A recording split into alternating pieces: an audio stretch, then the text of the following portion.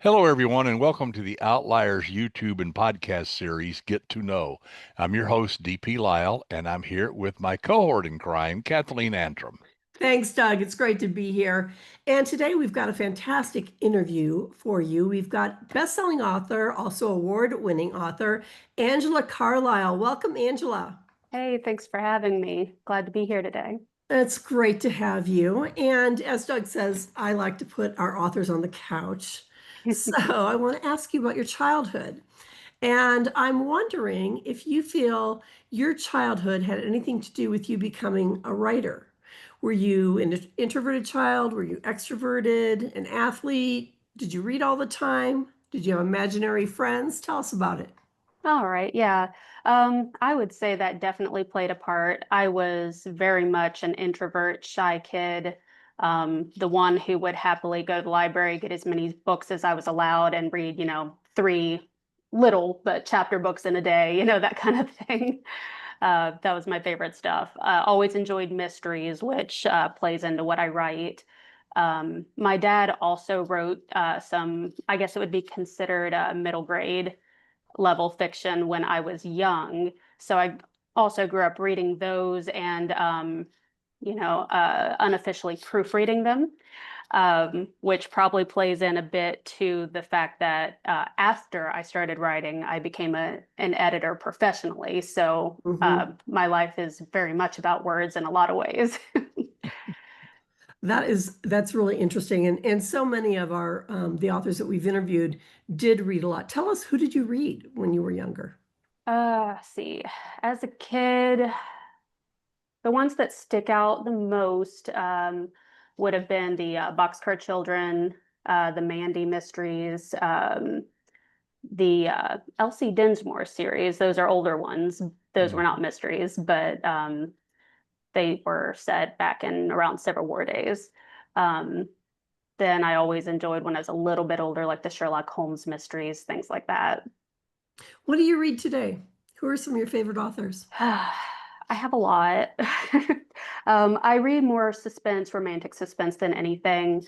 Um, Lynn Blackburn, Lynette Eason, Terry Blackstock, anything they put out. Right now, I'm reading more of a general fiction by Kit Tasello, The Color of Home.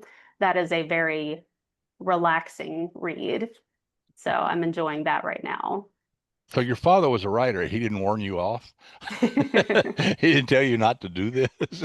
See, when I started writing the first book that I ended up getting published, I didn't tell anybody I was writing. I was a little afraid that I'd start it and just kind of peter off and never do anything with it. So I waited until I was something like 13,000 words in before I let on what I was doing. And at that point, I'm like, okay, I wrote this much. I'm not going to just let it sit. So. How did you start? I mean, when you decided, okay, I got this story, I want to tell it. Did you sit down and make a big outline out of it, or did you just start writing stuff and see what would happen? So I kind of put like a few rough notes out. Some of the names, characters, a little bit of personality, but then I just started writing. And I have since tried to plot books, and my brain gives me a hard no. If I try to plot, write it down, my brain tends to go blank. So it doesn't really save me any time. I just find out what happens. I love that because I'm pretty much the same way. When I try to plot, I can't think of anything. But if I hmm start writing, a million ideas come. That's weird. Yeah. The best I can do on plotting is writing down an outline of what I've already written.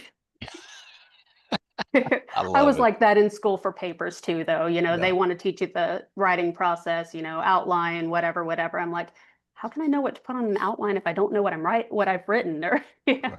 Exactly. works for some people, didn't work for me. So did you go to college? Did you start writing right out of high school? Like, tell us what your career path was that led to this. So it kind of bounced around a little, not really something linear. I went to a very small Bible college, but I didn't really have a career in mind. I just knew that's where I was supposed to be at the time. So I got out of college, came back home where I had a job at a tea room. They had kind of held that open for me on breaks and stuff. Ended up going into pharmacy, and I worked as a data entry tech for 7 years. And in that time is where I started writing. And as I um, went to writing conferences, got critique partners and things like that. Had someone mention that I was really good at editing, which I loved. So their title is Line Editing Ninja, and I kind of feel like I need a badge for that, put it on my desk at work or something. You should. But when it came time, I was ready for a change from pharmacy. I started taking some editing classes, and so that's where I am today. I'm an editor and a marketing copywriter by day, and then also writing the fiction aside from that. So what kind of editing? Do you do line editing? Do you do story editing as well? Or So I've done some freelance editing more on the copy editing, proofreading side. Right now, for my day job, it tends to be a combination of both, but it's a nonfiction Mhm. setup. So probably falls still in the copywriting, proofreading is the main. And then I write a little bit for them as well. So very as an cool. editor, you go back and you finish your draft and now you're going to go back and start editing your own work. Do you say, "Oh my God, I can't believe I wrote that"? So um, my internal editing switch doesn't turn off. So I'm editing it as I go, Okay. which slows me way, way down. I'm usually right at deadline for when I turn my book in. I don't have time to go back and edit it, but it's already really clean because I edit it as I went. Okay. Good. So let's talk about your first book and the new one. So tell us about the first book. So my first book is Secondary Target. Um, and that is the first book I wrote, which is kind of exciting that that one actually got picked up. But it is set in a fictional small town in Kentucky, which I live in rural Kentucky, so I based it loosely on a town near where I live. But my main character, Karina Roberts, she is a transplant from Texas. She and her father moved when she was a teenager, after there had been a home invasion and her mom and brother were killed. So the book takes place like 10, 12 years after that move. Um, and she's at this point, she's grown up, she's a small business owner. And when some odd things start cropping up and then her dad disappears, she starts poking around and realizes somebody's been trying to kill off my family. And dad never told me that we were targets. So for the rest of the book, she is trying to figure out how not to get knocked off by the killer who has her at the top of his list and also, stop him before he finishes the job.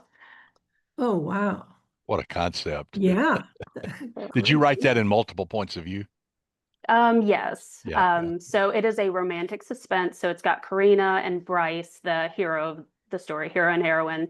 And then I also threw in the villain's point of view on that Good. book. Yeah. And that was actually kind of fun to write. Yeah, exactly. No doubt. And so tell us about the new one. So book two is Shadowed Witness, and each book is kind of a standalone, but also the series.